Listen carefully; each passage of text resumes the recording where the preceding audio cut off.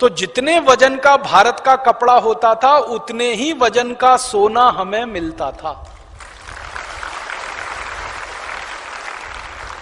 अगर मान लीजिए हमने एक कपड़े का थान बेचा और वो 1 किलो का है तो 1 किलो सोना हमें मिलता था।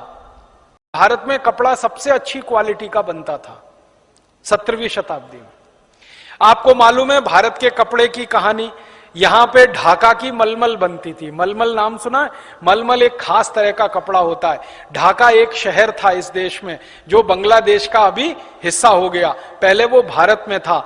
तो ढाका की मलमल बनती थी और 15 मीटर लंबा मलमल के कपड़े का थान तह करते जाओ करते जाओ करते जाओ तो माचिस की एक डिब्बी में आ जाता था। इतनी बारीक बुनाई होती थी मलमल की। ढाका में मलमल बनती थी, सूरत में मलमल बनती थी, मालवा में मलमल बनती थी। आप में से कुछ कार्यकर्ता आए हैं मध्य प्रदेश से? मध्य प्रदेश में एक इलाका जिसको मालवा कहते हैं, इंदौर है, उज्जैन है, रतलाम है, तो मालवा में जबरदस्त किस्म का कपड़ा बनता था। भारत में ऐसे 350 से ज्यादा बड़े शहर थे जहां कपड़ा बनाने के बड़े बड़े केंद्र चलते थे। बहुत अच्छी क्वालिटी का कपड़ा बनता था। दुनिया में कोई इतना अच्छा कपड़ा बना नहीं पाता था जो भारत में बनता था।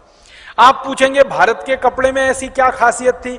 कपड़े में खासियत यह थी कि भारत में कपास बहुत अच्छी क्वालिटी का होता था। कपड़ा बनता है कपास से। कपास हिंदुस्तान में सभी राज्यों में होता है, उत्तर, दक्षिण, पूरब, पश्चिम, एक भी राज्य ऐसा नहीं भारत में जहां कपास नहीं होता। तो अच्छी क्वालिटी का कपास पैदा होगा तो अच्छा कपड़ा बनेगा। तो बहुत अच्छा कपड़ा भारत में बनता था और वो कपड़ा दुनिया के सब देशों में बिकने के लिए जाता था। उसको बेचने के लिए पानी के जहाज लगते थे, उस समय हवाई जहाज नहीं चलते थे, तो सारे पानी के जहाज सूरत से कपड़ा भरकर विदेशों में जाया करते थे और उधर से सोना लेके आया करते थे। आपको इतिहास की ये जानकारी दूं तो आपको गर्व होगा, भारत का कपड़ा जब पेरिस में बिकता था, लंदन में बिकता था, न्यूयॉर्क में बिकता था, वॉशिंगटन में बिकता था, अमेरिका के, कनाडा के आसपास के, यूरोप के देशों में बिकता था, तो तराजू में रखा जाता था भारत का कपड़ा। तो जितने वजन का भारत का कपड़ा होता था उतने ही वजन का सोना हमें मिलता था। अगर मान लीजिए हमने एक कपड़े का थान बेचा और वो 1 किलो का है तो 1 किलो सोना हमें मिलता था।